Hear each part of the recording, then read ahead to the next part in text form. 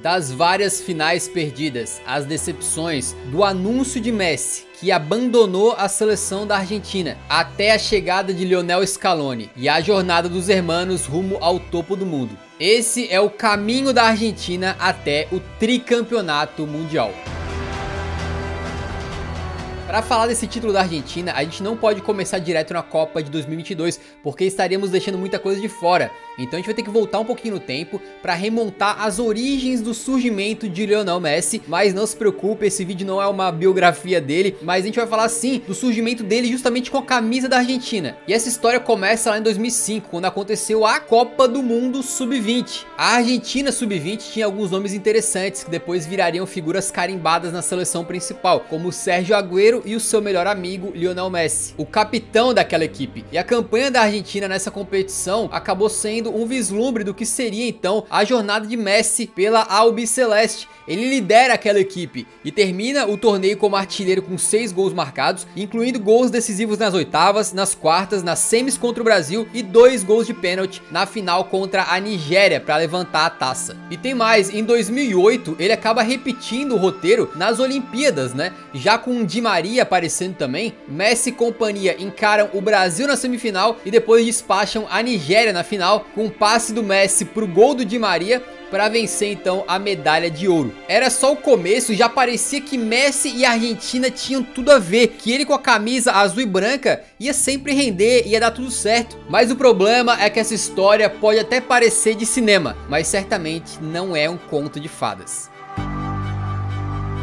Se nesses roteiros de jovens o Messi dominava, não se podia dizer o mesmo com a seleção principal. Se a história do Messi é a jornada do herói, ela precisa então de um vilão. E por mais que o grande rival histórico e também geograficamente da Argentina seja o Brasil, não tem ninguém melhor para ser o grande vilão nessa história do que a Alemanha. É um embate histórico, a Argentina é campeã da Copa do Mundo em 86, justamente vencendo a final contra a Alemanha, e depois em 90 os alemães dão o troco, vencendo também a Copa do Mundo justamente contra a Argentina. Depois disso eles só foram se enfrentar novamente na Copa de 2006, mas parece que os alemães tinham alguma coisa contra os argentinos. Essa edição ficou marcada por ser a estreia de Messi em Copas do Mundo, quando ele entra num jogo contra Sérvia e Montenegro, dá uma assistência, faz um gol, mas ainda era muito jovem, né? Ele era reserva quando viu a Argentina derrotar o México nas oitavas e depois ser eliminada para a Alemanha nas quartas. Só que a gente pula para a Copa de 2010 e tudo isso mudou. O Messi foi de reserva e apenas uma promessa para um grande craque estrela da equipe e titular absoluto.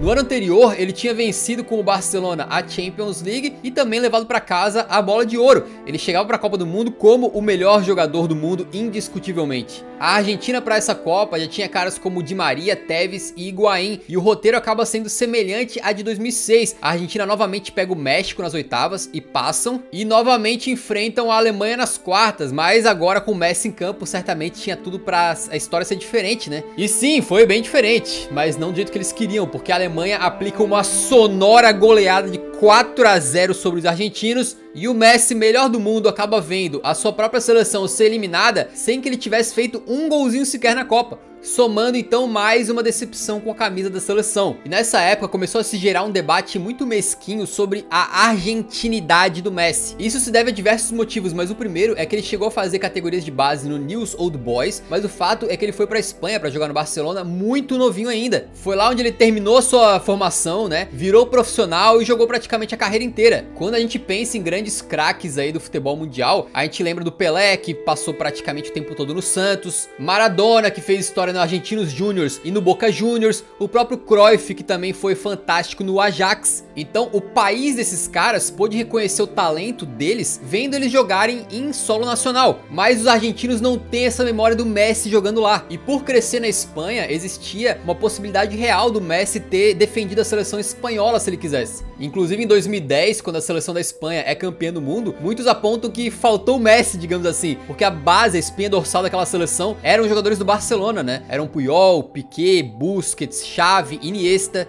E além desses fatores, também dizia-se Parece que o Messi não tinha o espírito argentino, digamos assim. Se tu pegar o Maradona, pô, ele era um cara completamente aguerrido, ele fazia o possível e o impossível pra ganhar as partidas, até trapaceava, né, de vez em quando. Era extremamente polêmico, mas tu não podia dizer que ele não tava se doando pela seleção, né? Já o Messi sempre foi esse cara mais reservado, mais calmo, mais quieto. E apesar da liderança técnica, né, ele nunca foi um grande líder dentro de campo, parecendo sumir em alguns momentos decisivos. Chegaram a chamar o Messi de pecho frio, uma expressão que quer dizer que o cara não tem garra, não tem empenho dentro de campo, né? Então tu pega, por exemplo, a competição seguinte que vinha aí, que era a Copa América de 2011, sediada justamente na Argentina, e os caras caem nas quartas de final, novamente sem o Messi marcar um golzinho sequer. Faltava alguma coisa, né, pro craque ali, e a grande prova pra ele seria a Copa de 2014. E pra essa Copa que foi no Brasil, ele chegava com um outro patamar, né? Se na Copa de 2010 ele chegou como melhor do mundo, pra essa ele já chegava com 4 bolas de ouro no currículo e já cravando seu nome entre os maiores futebolistas da história. Ele tinha ganhado tudo que era possível, faltava apenas um título pela Argentina e faltava a Copa do Mundo. O time base daquela campanha dos argentinos era Sérgio Romero no gol, Zabaleta na lateral direita, Garay e Federico Fernandes na zaga e o Marcos Rojo na lateral esquerda, Mascherano no volante, com Gago e Di Maria completando o meio campo, além do Messi ali como se fosse um 10, né? E no ataque, Agüero e Higuaín formando o ataque dos sonhos, pelo menos na teoria, né? Na fase de grupos, a Argentina vence Bósnia e Herzegovina com direito a golaço de Messi. Depois 1 a 0 no Irã, gol dele de novo. E pra fechar 3 a 2 contra a Nigéria, com, adivinha, gol de Messi. Dessa vez doblete dele e um do Rojo. Depois de fazer uma campanha perfeita, então, a Argentina pega a Suíça nas oitavas de final. E o favoritismo aparente acabou não se concretizando. O jogo fica empatado até a prorrogação. E é só no finalzinho dela que o Messi vem carregando e toca pro decisivo Di Maria bater cruzado e marcar o gol da vitória. Ou seja, em todos os jogos o Messi sendo absolutamente decisivo. Agora nas quartas contra a Bélgica, eles vencem por 1 a 0 com o gol do Higuaín logo no comecinho, mas o jogo também trouxe uma notícia ruim. O Di Maria se machuca e sai lesionado, ficando de fora do resto da Copa, ele que é um jogador tão importante. Sem um dos seus principais jogadores, a Argentina enfrenta aquela Holanda de Van Persie, Sneijder e Robben. E nas semifinais, o jogo vai para os pênaltis até que brilha a estrela do goleirão Romero. Ele pega 2 cobranças e coloca a Argentina na final da Copa. O problema é que a final era justamente contra a Alemanha. A Alemanha tinha eliminado a Argentina da Copa em 2006 e em 2010 com uma goleada humilhante. E tem mais, os alemães chegavam para aquela final tendo metido 7 a 1 nas semis, né? Então os caras estavam embalados, mas na final a chance da Argentina ter vencido era grande, porque eles perdem pelo menos 2 grandes chances. Uma com o Higuaín, que sinceramente não dá pra imaginar como é que aquele cara não acertou pelo menos o chute no gol, né? É a partir daí que o Higuaín começa a ganhar sua fama de Igua ruim. E o Messi também tem uma chance que ele perde, o jogo vai pra prorrogação e tudo indicava pra mais uma disputa de pênaltis, quando o Schürrle acha uma bola para o Götze, ele broca, faz o gol do título da Alemanha, tetracampeã mundial. E dessa vez o Messi chegou pertinho da taça, conseguiu ver ela bem de perto, mas não pôde tocá-la. Esse tipo de vídeo dá um trabalho gigantesco para a equipe inteira e a gente tem tentado fazer cada vez mais produções com esse nível. Então se você puder, por favor, deixa o like no vídeo e também se for novo aqui no canal, considere se inscrever. É só clicar no botão vermelho embaixo aqui do vídeo. Muito obrigado e seja bem-vindo.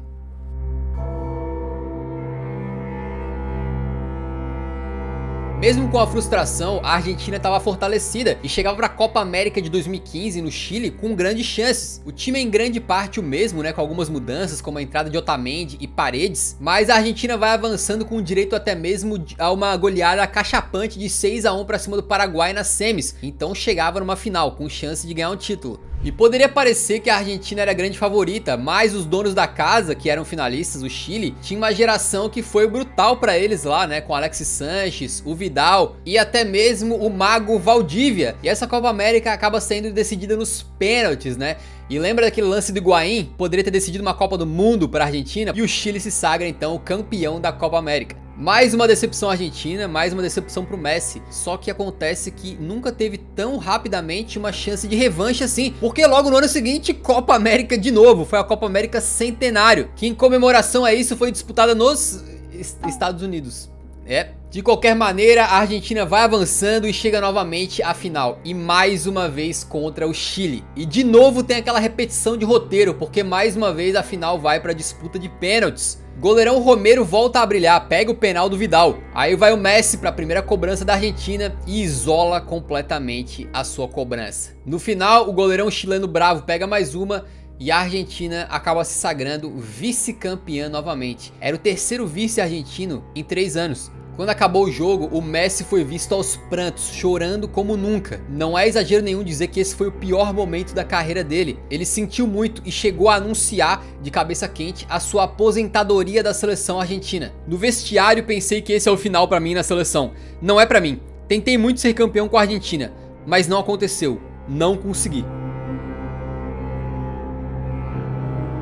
A gente já chamou essa história de jornada do herói do Messi, né? E em toda jornada como essa, sempre tem momento que o herói acaba recuando, desistindo, mas no final muda de ideia e volta pra tentar mais uma vez. E o Messi de fato voltou para a seleção e foi então disputar a Copa de 2018 na Rússia. Mas dentre essas últimas decepções, essa de 2018 talvez tenha sido a pior. Porque assim, o goleirão Romero, que era o titular, estava machucado. Aí entrou no gol o Caballero. E o técnico era o Jorge Sampaoli, que até fez bons trabalhos na carreira, um técnico respeitado. Porém nessa Copa do Mundo, ele acabou ficando muito marcado por ter perdido completamente o controle do grupo e o respeito dos jogadores. Até dizia-se, meio de brincadeira, meio sério, que de fato quem tomava as decisões na seleção da Argentina naquela época era o Mascherano. O primeiro jogo da Argentina naquela Copa foi contra a Islândia e o que tinha tudo pra ser um passeio acabou sendo um pesadelo. O Messi perde um pênalti no tempo normal, a Argentina empata em 1 a 1 e começa mal aquela Copa, e foi aí talvez que tenha começado aquela noção de que o Messi é um gênio, mas de repente pênalti não é com ele, né? Deixa disso. No jogo seguinte, a Argentina enfrenta a Croácia e leva simplesmente um 3 a 0, com o detalhe de que o placar foi aberto com uma falha bizonha do goleiro Caballero. A sorte é que a Argentina ainda pegava a Nigéria, eles tinham um bom retrospecto contra os nigerianos, né, como você já viu nesse vídeo, e acabam conseguindo vencer por 2 a 1, com um gol do Marcos Rojo no finalzinho já, com a Argentina avançando para as oitavas de final. Foi nesse dia que teve aquelas imagens do Maradona completamente possuído nas arquibancadas, né. Só que por passar em segundo no grupo, eles acabaram enfrentando a França direto nas oitavas de final. E aí deu ruim, né? Foi um dos melhores jogos da Copa aí, com direito a golaço do Di Maria, gol Puskás do Pavard. E com um 4 a 3 histórico, a França então despachou os hermanos. Menos mal que a derrota foi para a seleção que acabou sendo campeã do torneio. Mas de fato, aquela Copa do Mundo foi não só mais uma decepção para os argentinos, como meio que a perda da esperança, assim, porque tava um caos a seleção argentina, que parecia terra arrasada, parecia que tipo, cara, daqui não vai sair nada, sabe? Mas muitas vezes o herói também tem um companheiro, um ajudante, um amigo que ajuda ele a alcançar os seus objetivos. E esse amigo chegou. Depois do fracasso da seleção argentina com o Sampaoli, quem assumiu o comando foi o jovem treinador Lionel Scaloni, que era auxiliar técnico do Sampaoli e meio que pegou a vaga porque ninguém tava querendo segurar essa bucha não. Pra você ter uma ideia, essa foi a primeira experiência do Scaloni como treinador. Dava a impressão que eles estavam deixando o Scaloni lá até que alguém melhor do que ele ficasse disponível pra assumir, saca? A próxima disputa então seria a Copa América de 2019, com o Scaloni já promovendo várias mudanças na equipe aí, por exemplo, com as entradas de Depou, Lo Celso, Acunha, Lautaro Martinez, levando esse time até a semifinal contra o Brasil. Só que não foi dessa vez, o Brasil vence por 2 a 0 com gols do Firmino e do Gabriel Jesus e vai pra final, acaba sendo campeão, né? E Messi e companhia ficam chupando o dedo novamente. E como a Copa América é uma loucura, em 2021 já teve mais uma, né? Que foi novamente sediada no Brasil e a Argentina chegava com algumas outras mudanças, como a chegada do lateral direito Molina e também do Emiliano Martinez assumindo a titularidade no gol. E a semifinal contra a Colômbia acabou sendo uma das partidas mais marcantes, isso porque os argentinos empataram em 1 a 1 e o jogo foi para as cobranças de pênaltis, né? E tinha todo aquele fantasma das cobranças de pênaltis que eles perderam contra o Chile 2 vezes consecutivas, só que dessa vez um camarada chamado Dibu Martinez, o goleirão que agora tinha assumido a titularidade, provou que pênalti é com ele mesmo. Ele pega 3, amigo, e classifica a Argentina para a final da Copa América. Só que a final era contra o Brasil, o time que tinha eliminado eles da Copa América anterior, né? E que jogava em casa. Mas se o Brasil era sólido, a Argentina tinha um cara que adorava ser decisivo. O Depou manda uma bola para o Di Maria, o Renan Lodge falha ali na interceptação e aí vem a cavadinha. Di Maria faz um baita de um golaço, que se você botar lado a lado com aquele gol que ele fez, que deu o título das Olimpíadas de 2008, é praticamente igual, só que na ponta invertida. E o jogo acabou assim, 1 a 0 para a Argentina, que foi campeã, e o Messi venceu o seu primeiro título com a seleção principal, tirando um peso enorme das costas. Foi um caminhão, uma betoneira de lágrimas, né, que saiu aí de cima de Messi e companhia. Não era só uma Copa América pra eles, não. E a Argentina, a partir daí, passou a gostar de ganhar títulos. No meio de 2022, uma nova competição que ressurgiu, na verdade, né, chamada Finalíssima, colocava o campeão da Copa América, que era a Argentina, contra o campeão da Eurocopa, que era a Itália. E a Argentina não só vence, como massacra os italianos por 3-0. Era uma nova taça de menor importância, é verdade, mas era mais um título para uma geração enterrada no fracasso e lavada por cachoeiras de choro. Era muita coisa. Com a alma renovada, a Argentina estava pronta então para a Copa do Mundo de 2022.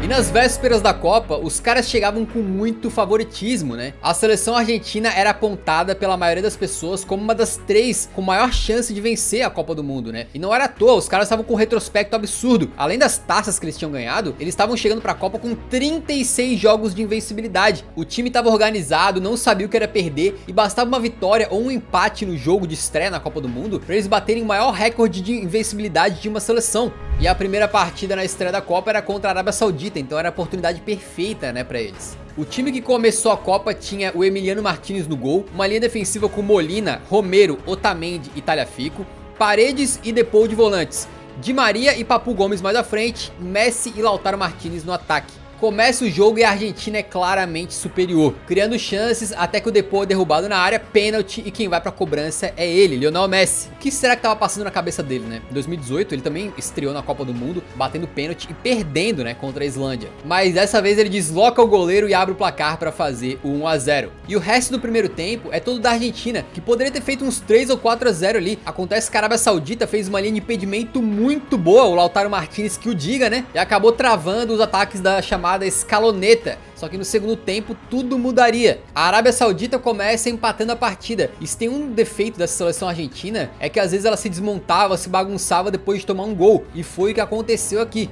Logo depois, os sauditas atacam novamente com Al-Dawsari fazendo um baita de um golaço, sacramentando o 2-1, uma das maiores zebras da história das Copas, e pondo fim a 36 jogos de invencibilidade dos argentinos aí. Essa derrota foi crucial, porque ela pegou a confiança dos caras que estavam nas alturas, né? E destruiu, cara. Os que estavam torcendo contra já começaram ali a calcular todas as possibilidades da Argentina já ser eliminada na próxima rodada contra o México. E é nesse jogo que o Scaloni decide mudar. Ele foi um treinador que durante essa Copa inteira nunca teve medo de fazer alterações para consertar a equipe. Entram Lisandro Martínez, Montiel, Acunha, Guido Rodrigues e McAllister no time titular. Para alguns, como para mim, por exemplo, na época, né, pareceu que era um desespero, tipo assim, pô, não ganhou a primeira partida, já muda o time inteiro, como se tudo tivesse errado, saca? E o jogo deles contra o México realmente foi ruim, parecia que a equipe estava muito afetada, sentindo muita pressão. E aí é no segundo tempo que o Scaloni coloca mais 2 peças em campo que seriam vitais para a campanha como um todo. Entraram os jovens Enzo Fernandes e Julián Álvares, que daquele momento em diante não sairiam mais da equipe. Pouco tempo depois, o Messi consegue destravar o jogo com um golaço e ainda faz o passe ali pro Enzo Martínez marcar outro belo gol e fechar o placar em 2-0. Um tempo no futuro, o Tagliafico deu uma entrevista e ele disse que foi depois dessa vitória contra o México que a equipe passou a acreditar que poderia vencer a Copa do Mundo. Agora contra a Polônia a situação era complicada, os argentinos não estavam classificados, poderiam cair ainda na fase de grupos, mas eles estavam com muita confiança para essa partida, estavam amassando a Polônia, até que um pênalti altamente contestável para os argentinos e vai o Messi para a bola. Ele se prepara para bater e exorcizar de vez todos os seus demônios, para deixar para trás essa história de ser pipoqueiro, de perder pênaltis decisivos. Ele corre, dessa vez dá um porradão e o Szczęsny faz uma defesa absurda. Mais uma vez os pênaltis perdidos assombravam o gênio. Só que dessa vez a equipe do Scaloni demonstrou, né, assim como tinha sido na Copa América, que não dependia mais apenas do Messi. No segundo tempo eles abrem o placar com o McAllister e ainda funciona ali a dobradinha de Enzo Fernandes e Julián Álvares, com passe do Enzo pro Julián fazer o 2-0. Fechando a classificação para as oitavas, mas com um problemaço. O Di Maria teve um problema físico e acabou virando dúvida para o restante do torneio. Contra a Austrália, o time se mantém o mesmo, né? Só entra o Papu Gomes no lugar do Di Maria machucado. Eles acabam conseguindo fazer 2-0. Um belo gol do Messi, depois o Julián Álvares ampliando o placar numa falha grotesca do goleirão Matt Ryan. Mas o time não era perfeito e os problemas persistiam. Lautaro Martinez tem 2 chances de matar o jogo, perde as 2 e a Austrália consegue diminuir com um gol contra do Enzo. E aí aquela famosa fragilidade da Argentina depois de tomar um gol volta a aparecer. E no último minuto do jogo, a Austrália tem a chance de empatar com o jovem Garan Kuol. E só não o faz porque brilha a estrela de Emiliano Martinez, ele que fazia uma Copa quieta, né, discreta até aqui, mas faz uma defesa milagrosa para classificar a Argentina para as quartas de final. Para as quartas de final contra a Holanda, o Scaloni mais uma vez resolve mexer na equipe. E é uma grande alteração tática. Ele espelha o sistema da Holanda e entra com 3 zagueiros: Romero, Lisandro Martinez e Otamendi, com Molina e Acunha de alas. E a aposta dá certo. Na dificuldade de atacar, o Messi consegue achar um passe teleguiado para o próprio Molina, que agora como ala tinha mais liberdade de chegar no ataque. Ele infiltra, faz 1 a 0. Depois o Acunha, o outro ala, também com mais liberdade, é derrubado na área, pênalti para a Argentina e lá vai o Messi. Dessa vez ele volta a bater com tranquilidade, né?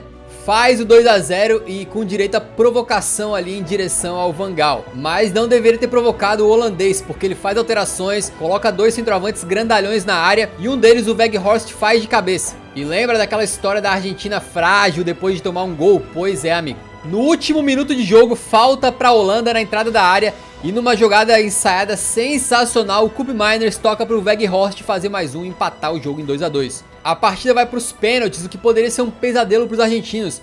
Só que dessa vez eles tinham Dibu Martinez do lado deles, um cara já com histórico de ser pegador de pênalti. O Messi converte essa cobrança, enquanto o Dibu pega as penalidades do Van Dijk e também do Berghaus. O pênalti decisivo fica a cargo do Lautaro, que vinha sendo chamado de Laubagre Martinez, de tão ruim que estava sendo a Copa do Mundo dele. Tanto é que foi para o banco de forma incontestável. Mas ele converte e classifica a Argentina então para a semifinal. E lembra daquele problema que os argentinos tinham com o Messi, com o jeito dele mais caladão e tal? Essa partida contra a Holanda foi mais pegada e o Messi, cara, além da provocação ao Van Gaal no gol, né? Também depois do jogo, ele tá dando uma entrevista e aí passa o Weghorst, que foi cumprimentar ele, né? E o Messi simplesmente manda um... Mira, bobo, que mira, bobo, anda pra allá, bobo. Mostrando uma faceta muito diferente do Lionel e uma que a torcida adorou. Livre do peso de não ganhar títulos, livre do fantasma da derrota na fase de grupos, superando momentos embaçados como esse contra a Holanda e ainda tendo no seu treinador um cara que não tinha medo de mexer, de encontrar soluções dentro da equipe, de fazer alterações táticas diferentes para adversários diferentes. E a Argentina então estava pronta para as semifinais, que muitos sonhavam que seria contra o Brasil, mas foi contra a Croácia. E contra a Croácia nas semis, poucos esperavam um jogo fácil, porque os croatas eram aquele tipo de time chato de enfrentar. Os caras tinham eliminado o Brasil e tinham um dos melhores meio-campos do mundo, né, com Brozovic, Kovacic e Modric. Esses 3 aí engoliram o meio-campo brasileiro, né? E aí foi que o Scaloni deve ter assistido a partida entre Brasil e Croácia umas 200 vezes e resolveu, cara, vou trocar a equipe de novo. Ainda sem Di Maria, ele resolve ir com Enzo Fernandes, McAllister, Depou e Paredes, 4 meio-campistas. Com superioridade numérica e potência na marcação, anularam o meio-campo da Croácia. Por conta disso, o jogo ficou muito a cargo dos atacantes e o Julián Álvares fez a diferença. Ele é derrubado na área, pênalti novamente, e lá vai o Messi bater mais um penal nessa Copa. Ele converte e abre o placar. Depois, o Julián Álvares faz uma jogada solo ali, vai levando aos trancos e barrancos e amplia.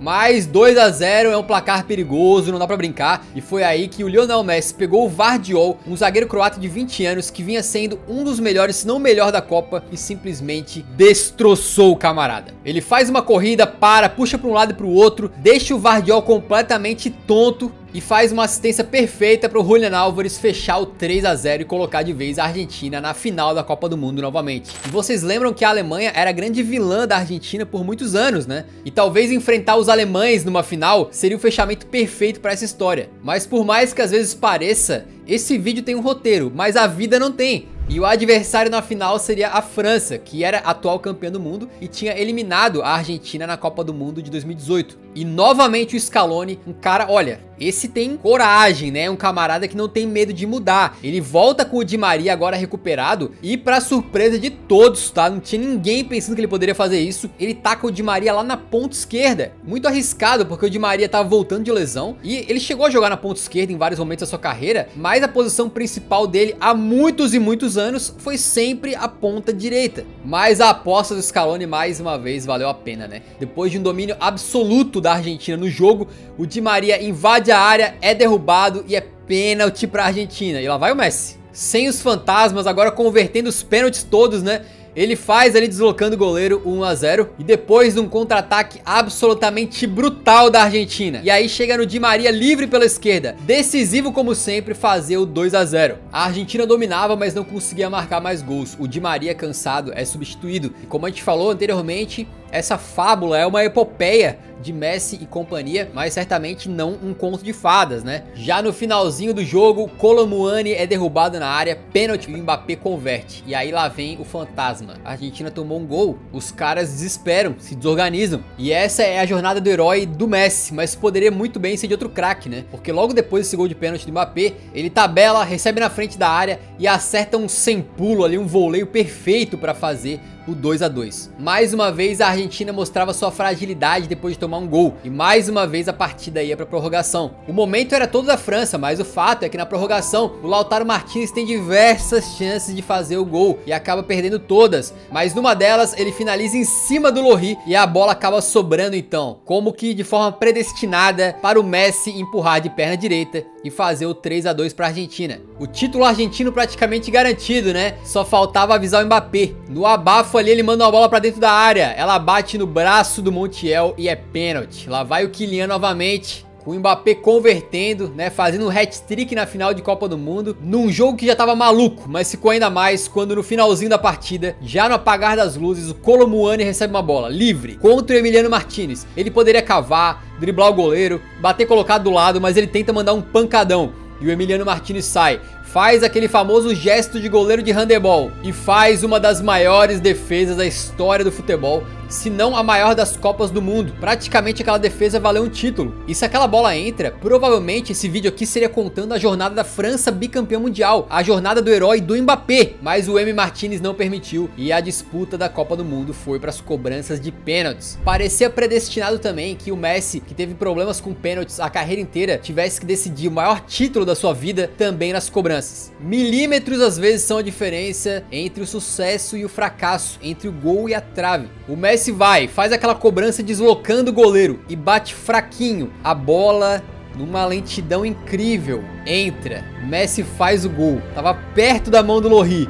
O torcedor argentino nessa hora tava com o coração parado. E mais uma daquelas coincidências aí, roteiros repetidos da seleção da Argentina. Se ele começou a sua trajetória na Argentina na Copa do Mundo Sub-20 em 2005, marcando 2 gols de pênalti na final, para ganhar aquela Copa, 17 anos depois ele faria a mesma coisa. Um dos gols de pênalti foi na disputa, né? Tudo bem, mas é um roteiro que não tem como não apontar semelhanças. Pela França, o Coman se prepara para bater e brilha outra estrela dessa Copa do Mundo pela Argentina, que foi o goleirão Emiliano Martinez. Ele pega o penal, deixa a Argentina na frente e depois entra na cabeça do Tchouaméni. Primeiro, ele chuta a bola para longe, pro Tchouaméni tem que fazer, além daquela caminhada tradicional do meio campo até a área, tem que buscar a bola lá no bico da área. E depois, com mais umas provocações ali, ele tenta desestabilizar o garoto Tchouaméni. E por muitos anos aí, a gente discutiu quem que era o melhor volante do futebol mundial. Muitos apontavam o Kanté, apesar de que ele não jogava nem como volante em grande parte das suas partidas. E muitos ressaltavam o Casemiro também, né? E é importante falar que o Tchouaméni, ele acabou pegando a vaga do Casemiro como titular do Real Madrid. E para essa Copa do Mundo, com Kanté e Pogba machucados, ele também acabou pegando a vaga titular, que seria talvez do Kanté, né? Nos pés desse garoto tão iluminado, Tchouaméni, tão bom de bola,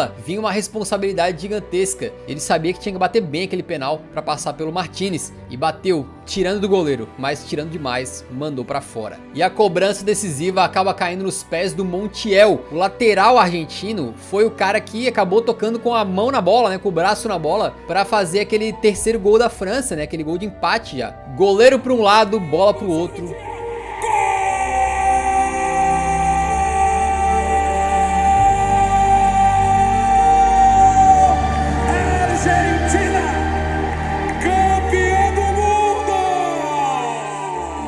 Depois de tentar e se decepcionar diversas vezes, Lionel Messi, o herói da conquista, vencia enfim o único título que faltava na sua estante, consagrando-se de vez como um dos melhores jogadores e atletas da história, para muitos o melhor, e agarrando aquele título que lhe faltava, que tanto lhe fez chorar, que muitos usavam pra criticar. Bom, agora o Messi tem Copa. Sorte da Copa.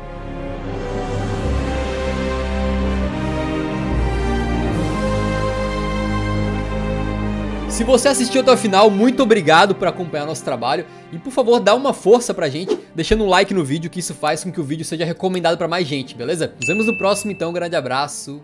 Falou!